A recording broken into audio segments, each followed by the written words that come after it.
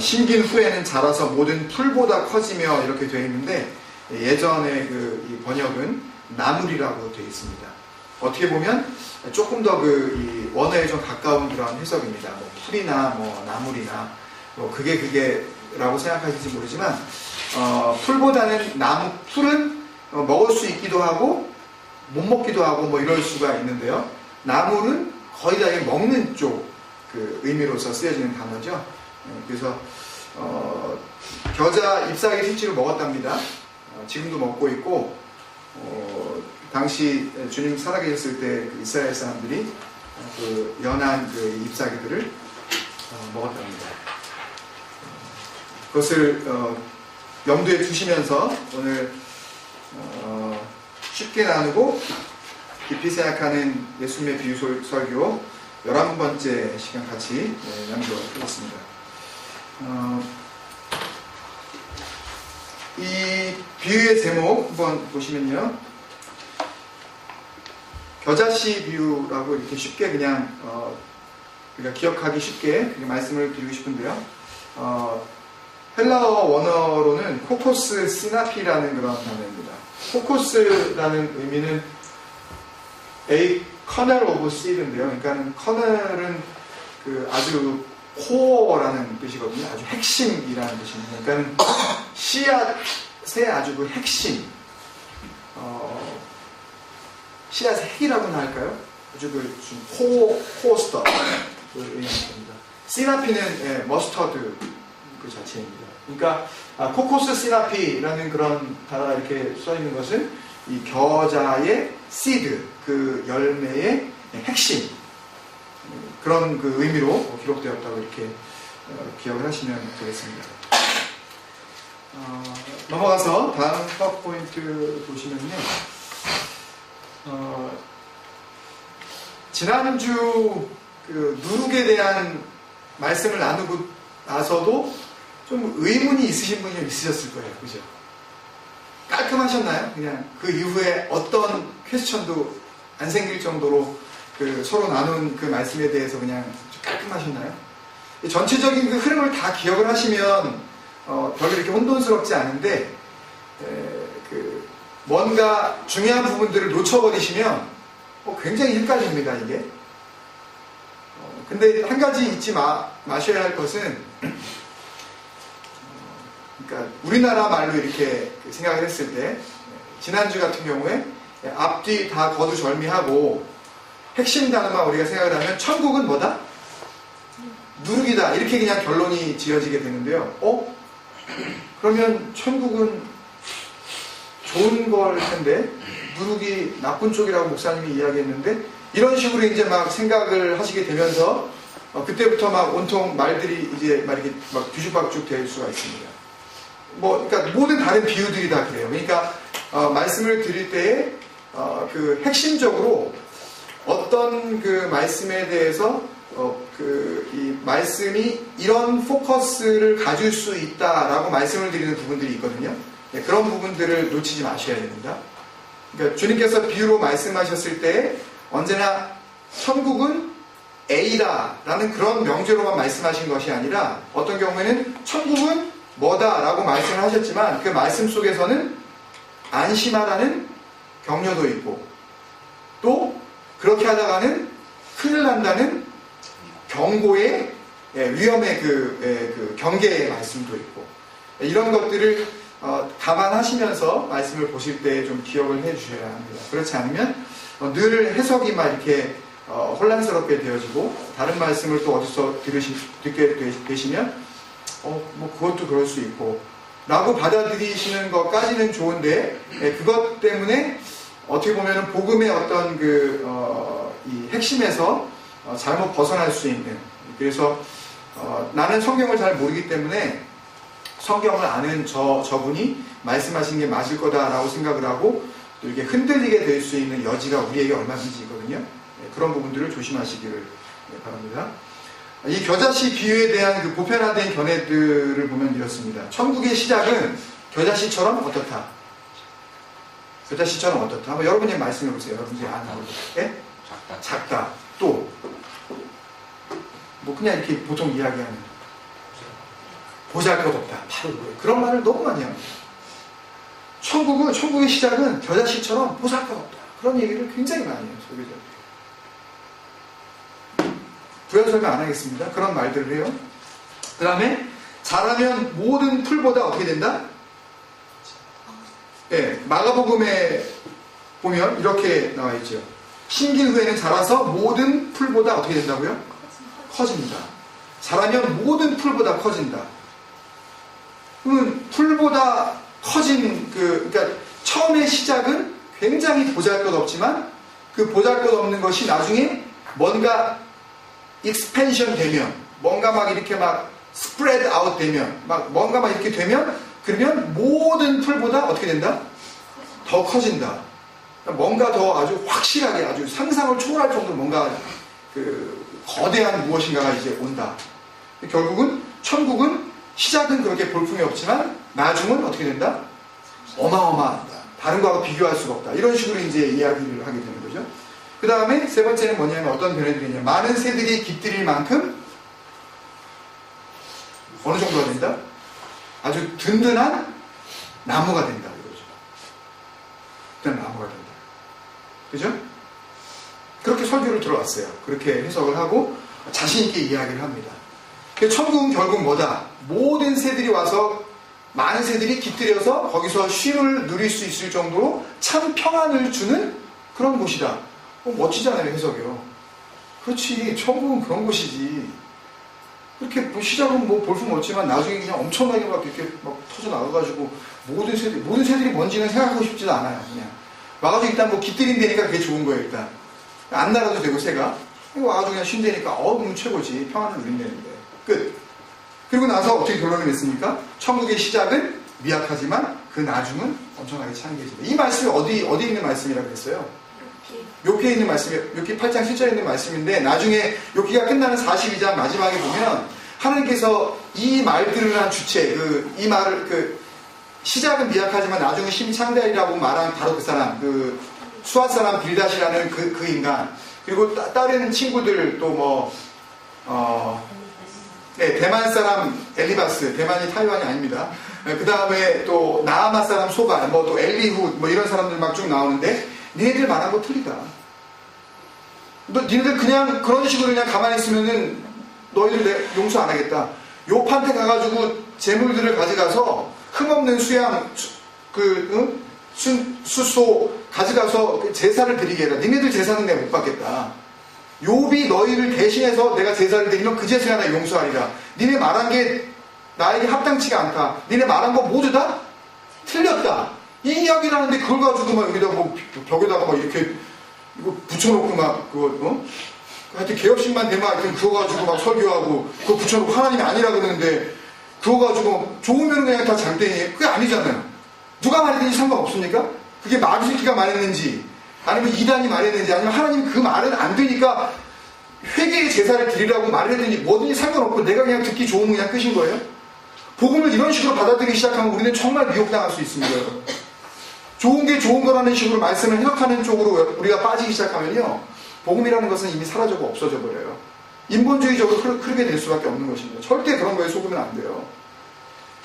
억지로 부정적으로 해석하려는 것이 아니라 적어도 주님께서 이 말씀을 하실 때의 전후 문맥과 도대체 이 말씀을 통해서 하시려는 의도가 뭐였을까?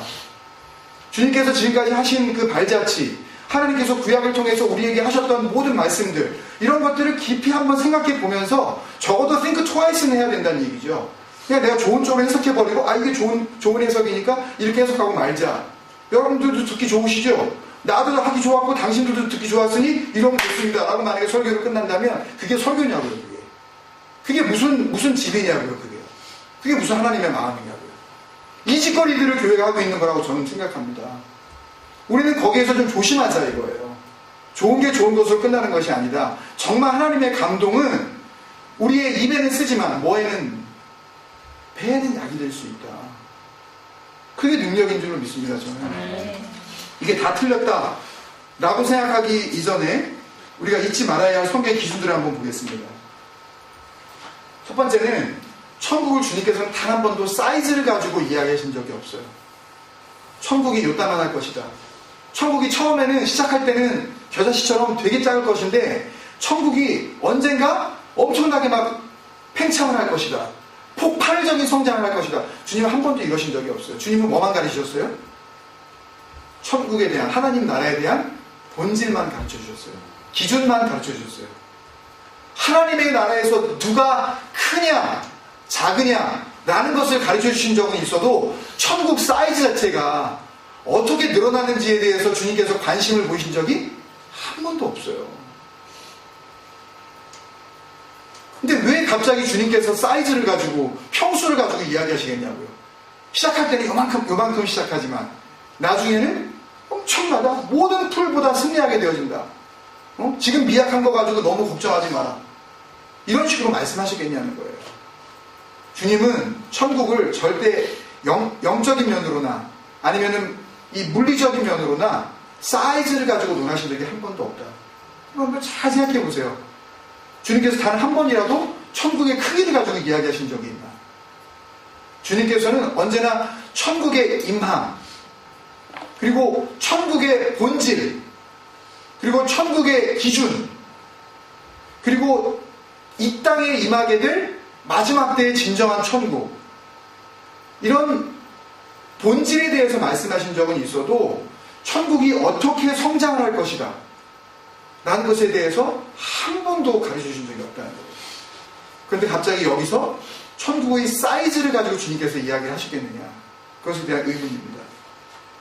그 다음에 두 번째는 하나님께서 창세기 1장에, 이거는 어떻게 보면 과학적인 그런 그 견해로서 어떻게 보면 김명현 교수님의 그 복음적인 이 창조과학 그 견해를 우리가 좀 어느 정도 우리의 그런 그 도움을 받아야 되는 그런 요소가 될지 모르겠는데요. 하나님께 창세기 1장에 보면 채소는 언제나 채소입니다. 풀은 언제나 풀이에요. 풀에서 나온 씨앗은 언제나 풀만 자라게 합니다. 나무에서 나온 아무리 작은 씨앗이라도 그 씨앗을 심으면 그 씨앗에서는 시간이 지나고 나면 결국 풀이 아닌 나무가 되게 되어 있습니다. 그래서 원숭이는 절대 뭐가 될 수 없어요? 인간이 될 수 없어요. 하나님께서 하나님의 호흡을, 하나님의 숨을 불어넣으신 생명이 될 방법이 없다고요. 원숭이는 죽으나 사나 원숭이일 뿐이에요. 그렇다면 오늘 말씀에 나오는 그 내용을 한번 우리가 보면은요, 그 19절에 보면 마치 사람이 어디다가요? 자기 어디요? 채소밭에 뭐 심으셔요? 채소 심으셔요. 채소밭에 어떤 바보가 나무를 갖다 심습니까? 나무는 과수원에 갖다 심든지 아니면 농장에다 갖다 심어야 돼요. 채소밭에다가 나무를 심으면 어떻게 돼요? 나무가 뿌리를 내리죠. 뿌리를 한번 내리기 시작하면 그 채소밭은 밭입니까 뭡니까? 밭으로서의 역할을 할 길이 없죠. 밭은 언제나 기경을 하고 그 작은 씨앗이 들어가서 터져 나올 수 있는 그런 좋은 부드러운 흙으로 언제나 준비가 되어져야 되는데 거기에 나무가 뿌리를 내리기 시작한다. 연약한 풀은, 연약한 채소는 거기에 뿌리를 내릴 재간이 없죠. 그 드센 나무의 뿌리와 싸울 수가 없다는 이야기. 채소밭에는 뭘 심는다? 채소를 심는다. 그런데도 불구하고 채소밭에다가 뭘 심을 수도 있다. 나무를 심을 수도 있다라고 고집을 부린다면 이건 억지 아닙니까, 여러분? 채소밭에는 채소만 심는 거예요. 그렇다면 채소밭에서 채소를 심었으면 그 채소에서 뭐가 나와야 돼요? 채소가 나와야 돼요. 근데 채소밭에서 뭐가 나왔습니까, 지금? 겨자 나무가 나와버렸어요. 뭔가 이상한 게 나왔다고요, 지금요. 나와야 할 게 안 나온 겁니다. 심는 자는 채소밭에다가 채소가 나오도록 씨를 심었는데 그 씨에서 엉뚱한 게 나와버렸다고요, 지금. 자라도, 한번 유행어 써야 되는데 한번. 자라도 너무 잘하는 이렇게 잘하면 안 되는 거였어요, 이게. 무슨 말인지 아시겠죠? 풀로서, 채소로서 그대로 존재했었어야 돼요. 근데 너무 작아버린 거예요. 자라서 나무가 돼버린 거예요. 그 다음에 세 번째, 예수님의 비유에서 공중의 새는 무엇인가? 누가복음 8장 5절에 보면 똑같은 단어가 한 번 더 나오는데요. 누가복음 8장 5절에 보면 씨 뿌리는 비유를 주님께서 말씀하시면서 첫 번째 그 씨에 대한 대적들을 말씀하시는 가운데 첫 번째, 같이 읽어볼까요? 누가복음 8장 5절 시작. 씨를 뿌리는 자가 그 씨를 뿌리러 나가서 뿌리세 더러는 길가에 떨어짐에 밟히며 그 다음에 뭐요? 공중의 새들이 똑같은 단어가 나왔어요. 씨를 누가 먹은 거예요? 공중의 새들이 먹은 거예요.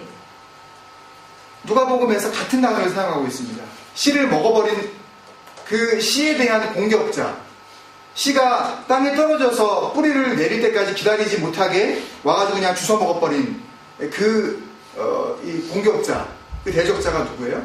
공중의 새예요. 공중의 새는 씨를 먹는 대상이에요. 땅에 떨어져 있는 씨를 주워 먹어버리는 거예요. 그렇다면 공중에 있는 새가 어떤 나무에 와서 앉았다.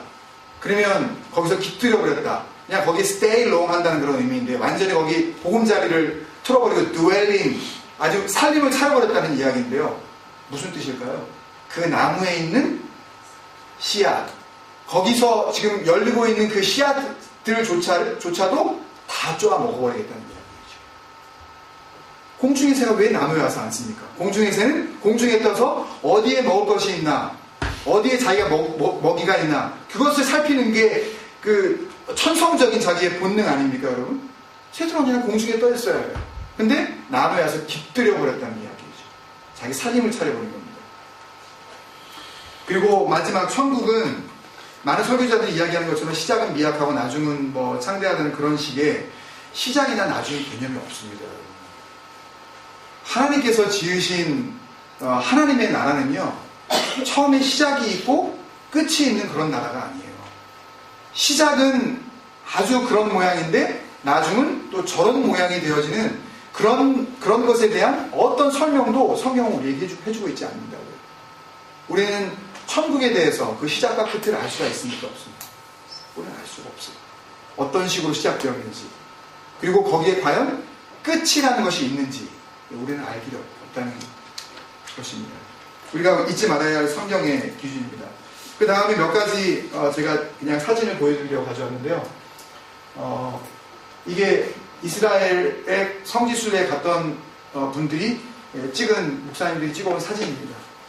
언뜻 보면 우리나라 봄철에 나오는 그 개나리 무슨 유채밭 같은, 이스라엘 들판에 2월부터 3월까지 2달 동안 핍니다.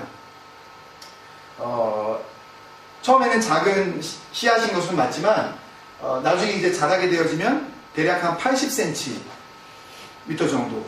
그리고 정말 많이 자라는 것은 심하게 종류에 따라 품종에 따라 좀 차이가 있지만 많이 자라는 것은 뭐 2m까지 자라는 그런 경우도 있다 그러는데 어쨌든 여전히 나무는 아니고 뭐다? 풀이다. 그 다음에 한번 보여주시죠. 요게 그 하나의 모습을 좀 클로즈업 해가지고 이제 찍은 사진입니다. 굉장히 예쁘죠? 이렇게 그 정면으로 요 꽃 모양을 보면 이렇게 또 뭐 십자가처럼 이렇게 모양이 되어 있습니다. 그래서 어떤 또 목사님은 이 겨자씨가 또 모양이 십자가인데 이게 또 주님의 십자가와 또 이렇게 연결이 돼가지고 주님께서 그 자기의 십자가 고난을 갖다가 미리 말씀하시고 겨자씨 비유를 드시면서 겨자씨는 십자가 모양 막 이렇게 하면서 또 여기다 이제 근데 뭐 맞을 수도 있고 틀릴 수도 있겠지만 그런 식으로 알레고리적인 그런 해석은 저는 좀 안 하려고 합니다. 어쨌든 간에 이게 이제 개별적인 모습이고요. 이게 이제 말라서 나중에 6월달쯤 되면 그 다음에 이렇게 돼버립니다. 덤풀이 돼버려요. 말라버리면서 아주 모양이 흉측한 그런 덤풀이 되어져 버립니다. 빛지 않은 무슨 머리채라 하잖아. 네. 이게 어떻게 뭐 어디서부터 시작되었는지 알 필요 없어요. 완전히 뭐 진짜 말 그대로 엉망진창입니다. 근데 여기에 새들이 와서 이 속에 숨는 거죠. 그리고 여기에서 떨어지는 이 겨자 씨 자체가 가지고 있는 특이한 그 향기가 있답니다.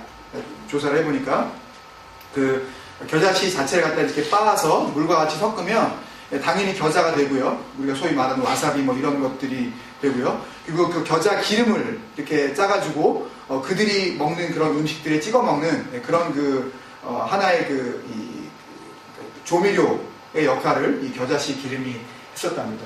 이 상태가 되어지면 이미 몹쓸 이 겨자 풀이 되어진 거죠. 그래서 이 상태를 겨자나무라고 지금 주님께서 이야기를 하시는 겁니다. 그 다음에 하나 더. 이게 잘 안 나와 있는데요. 잠깐 한번 그렇게 꺾고 한번 위에. 지금 보이네요. 예. 왼쪽은 이스라엘 야생 담배씨입니다. 대개 우리가 알고 있는 겨자씨라고 돼 있는 그 목걸이나 무슨 뭐 이런 뭐 책갈피에 꼽는 거 어디 기독교 무슨 서점이나 이런 데 가서 사시는 거 있잖아요. 100% 이겁니다. 만드는 사람이 이거 고백을 한 게 조사해 보니까 나와 있습니다. 왜냐하면 진짜 이스라엘 겨자씨는 동그랗습니다. 그리고 우리가 보통 보는 후추 통후추 있죠. 통후추 정도의 크기에. 근데 여러분들 겨자씨라 그러면서 통후추 같은 거 돼 있는 거 이렇게 들어가가지고 이렇게 돼 있는 거 보셨습니까? 아니요. 전부 이 야생 담배씨 갖다가 놓고서, 그리고서 이스라엘 성지에 간 목사님들이 그러시는데 실제로 이것들을 넣은 반지나 무슨 목걸이나 뭐 이런 것들을 갖다가 하면서 이스라엘 아이들이 파는데 뭐라고 하는지 아십니까? 겨자씨 이스라엘 한국 사람들이 워낙 이 겨자씨하고 환장을 해가지고 다른 나라 사람들은 여기에 대해서 별로 그렇게 관심이 안 가는데, 근데 누군가가 이걸 가져와가지고 거기다 넣어가지고 하여튼 무슨 기독교 서점 뭐 이런 데서 그냥 거기 서점에서 파는 바람에 현지에 와서 이스라엘 거 아주 본토베이 거를 사자. 그래서 현장에서 겨자씨라 그러면 아주 불티나게 팔린다는 거예요. 그래서 얘네들이 그 말을 한국말로 배워서 진짜로 이스라엘 성지에 가면 거기서 다 겨자씨 그러고 이거 갖다가 내민대요. 그럼 하나씩 무조건 사는 거죠. 왜냐? 이스라엘 지금 주님이 사셨던 그 땅에서 나온 오리지널이니까. 이거 사버린답니다. 실제는 이건데 이게 담배씨인지 뭔지 알아보고 싶지도 않은 거죠. 이게 겨자씨였다 그러고 가장 작았다 그러니까 그냥 그걸로 그냥 믿고 싶은 겁니다. 이런 식의 생각들이 이 겨자씨 안에 담겨져 있지 않은가. 그래서 이런 것들을 이제 그 다음 문장 보시면요. 김동국 목사님이라고 이런 이스라엘 성지에 대해서 중동 지역에 자생하는 식물과 관련되어 있는 성경식물 학자이시기도 한데요. 그분이 쓴 책의 한 구절을 제가 인용을 했는데 한번 같이 읽어보겠습니다. 시작. 제주도가 유채꽃이라면 갈매기는 겨자꽃입니다. 가는길 길판에 햇볕하게 겨자풀이었습니다. 풀이 풀닿지 못한 겨자풀의 결국을 천국에 대한 경고로 일갈하신 예수님의 비유라고 생각합니다. 풀이 풀닿지가 못하다는 거예요. 풀은 풀로서 풀이어야 하는데 풀이 나무가 되어지면 안 된다는 이야기입니다. 심지어 사도 베드로는 이 땅에서 살아가고 있는 우리들을 뭐라고 불렀습니까? 나그네라고 불렀어요. 단지 그냥 거쳐가는 과정일 뿐 우리는 여기서 주저앉아 살아야 할 이 땅에 무엇인가 꿈을 두고 소망을 두어야 할 존재가 아니라고 사도 베드로는 이야기했습니다. 그렇다면 이 땅에 뿌리를 내려야 됩니까? 어떻게 해야 됩니까? 그런데 오늘날의 교회들은 이 세상 가운데 뿌리를 내리려고 합니다. 나무가 되어져서 그래서 최대한 자기가 할 수 있는 세력들을 확장을 하고 거기에서 나오는 브랜치들을 이곳저곳에다가 흩뿌린 후에 거기에 공중의 새들이 날아와서 다 쪼아먹던 말든 어떻게 해서든지 나무가 되지 말았어야 할 풀들이 나무가 되려고 하는 그 유혹 앞에 속수무책으로 지금 당하고 있는 세대를 우리는 지금 바라보고 있지 않는가. 주님께서는 천국이 이렇게 될 가능성이 얼마든지 있다 라고 걱정을 하시면서 이 말씀하셨다고 생각을 합니다. 마지막으로 계시록 18장 2절 말씀을 같이 읽고 말씀을 정리하도록 하겠습니다. 요한계시록 18장 2절 말씀.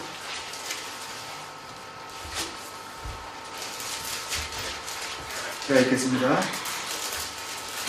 힘찬 음성으로 외쳐 이르되 무너졌도다 무너졌도다 큰 성 바벨론이여 귀신의 처소와 각종 더러운 영이 모이는 곳과 각종 더럽고 가증한 새들이 모이는 곳이 되었도다. 나중에 이 땅 가운데 하나님을 섬긴다고 하면서도 온전하게 하나님을 섬기지 아니하고 있는 모든 곳에 이렇게 가증스럽고 더러운 것들이 모이게 되어지는데 그 주체가 바로 새라고 요한계시록은 우리에게 알려주고 있습니다. 새는 절대 성경 가운데, 특히 주님의 비유 가운데, 그리고 하나님께서 말씀하신 다니엘서와 에스겔서를 통해서도 알 수가 있는데, 이것들을 다 알려고 그러면 너무 시간이 많이 걸리니까요. 다니엘서와 에스겔서를 통해서도 새를 말씀하실 때 하나님과 예수님의 똑같은 그 관점은 복음에 대한 대적자, 말씀에 대한 공격자, 하나님의 권위에 대한 도전자로 그렇게 설명을 하고 계신 것을 알 수가 있습니다. 공중의 새가 와서 깃들여야 할 곳이 천국이 결코 아니라는 것을 우리는 기억해야 할 것이라고 생각합니다. 그래서 저는 이렇게 말씀을 정리하고 있습니다. 이 비유는 하나님 나라의 비정상적인 확장에 대한 경고. 어떻게든 사람만 긁어놓으면 된다. 어떻게든 이 교세만 그냥 드날리면 된다. 교회에 나오는 그 사람들이 진정한 복음을 만약에 듣고 마음이 상해서 교회를 떠나게 될 것을 두려워하는 목사들이 많아진 바로 이 시대에 주님께서 모든 교회들을 향하여서 주의하라고 하시는 그런 경고의 말씀이 아닌가. 저는 그렇게 생각합니다. 오늘날의 설교자들은 하나님을 두려워하지 않고 교회에 나오는 사람을 두려워한다고 저는 생각을 합니다. 내가 이렇게 말하면, 내가 정말 복음에 있는 그대로 만약에 이야기를 하고 주님께서 진노하셨던, 정말 붕괴하셨던 그 마음을 가지고 만약에 설교를 하게 되어지면 교회에 몇 사람 남아있지 않을 것 같아서, 그래서 하나님과 자기 생각을 다 접어놓고 성도들의 입장을 최대한 이해하는 설교를 하려고 하는 그런 시도를 통하여서 얻을 수 있는 것은 정말 풀이 풀로서 존재해야 하는데 풀이 나무가 되어져 버려서, 그래서 그 세력을 확장을 하고 끝없이 더 엄청난 세력을 확장하려고 하는 오늘날의 교회를 향한 주님의 경고가 아니겠는가. 채소는 채소여야 합니다, 여러분. 풀은 풀이어야 해요. 개인적인 신앙생활에 있어서도요, 비정상적으로 자기의 세력을 확장하려는 유혹을 우리는 경계해야 합니다.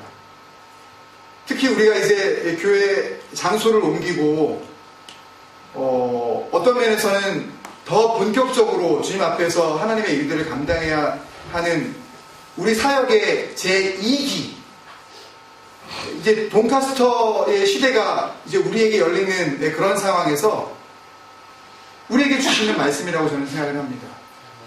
우리가 뭘 바라볼 것인가? 내 세력을 확장하려고 할 것인가? 아니면 정말 세력이 전혀 확장되어지지 않을지라도 풀은 풀로서, 채소는 채소로서, 겨자씨는 겨자씨답게 그렇게 존재할 것인가? 우리는 앞으로 하나님께서 인도하신 바로 이 인도하신 가운데 우리의 삶으로, 우리의 태도로 대답해 드려야 될 줄로 믿습니다. 아멘. 본질을 저버리고 기형적으로 변형된 겨자나무를 하나님 나라의 확장으로 보는 것은 순수한 복음 자체에 대한 정면 부정이라고 저는 생각을 합니다. 그래서 저는 이 겨자씨 비유를 절대 말씀이 뿌려지면 놀라울 정도로 확장되어진다고 해석하는 모든 설교에 대해서 저는 반대합니다. 저는 그렇게 해석하지 않을 것입니다. 비정상적인 성장은 주님께서 기대하지 않으신다. 주님께서 원하시는 그 모습 그대로 우리가 살아가기를 원하시는 진정한 주님의 마음을 담고 있지 않는가. 그 마음을 같이 말씀 속에서 나누고 싶습니다. 주님을 만나 뵙게 되었을 때에 주님께서 왜 이 말씀을 하셨는지 진정한 의미를 우리가 발견하게 되겠지만, 오늘 이 순간 우리가 그때를 알 수가 없고 진정으로 주님을 대면하여 말씀을 알 수 없는 이 순간에 우리에게 주시는 주님의 말씀이라고 우리가 함께 믿으면서 그렇게 은혜로 같이 받으시기를 주님의 이름으로 축원드립니다. 아멘. 우리 그런 마음으로 마지막으로 한 번 더 기도하고 주기도문으로 마친 후에 교제의 시간 갖도록 하겠습니다. 오늘 겨자씨의 비유를 통해서 나에게 주시는 말씀은 뭘까요? 여러분, 내가 정말 신앙생활을 하면서 혹이라도 우리가 우리의 세력을 확장하려면 나는 하나님 앞에 언제나 무익한 종으로 그저 살아가야 할 뿐인데 내가 꽤나 하나님 앞에 유익하게 쓰임받고 있다고 착각을 하면서 풀이어야 할 겨자씨가 이제는 나무가 돼서 세력을 확장하려고 하는 그런 마음은 혹시 우리에게 없었는지. 주님, 헛된 소망 가운데 야망을 갖지 말게 하여 주옵소서. 주님, 진정한 말씀 위에서 하나님이 주시는 비전만 담게 하여 주옵소서. 여러분, 야망이 아니라 뭡니까? 비전입니다. 비전은 하나님의 생각이에요. 저나 여러분의 생각이 아닙니다. 함부로 우리가 우리의 말로 그렇게 발설할 수 없는 것, 그것이 어제 오늘 빌립보서를 통해서 사도 바울이 빌립보 교회 교인들에게 이야기하고 싶었던 바로 그 주님의 마음, 너희 마음에 이 마음을 품으라, 그 마음 아니었을까요?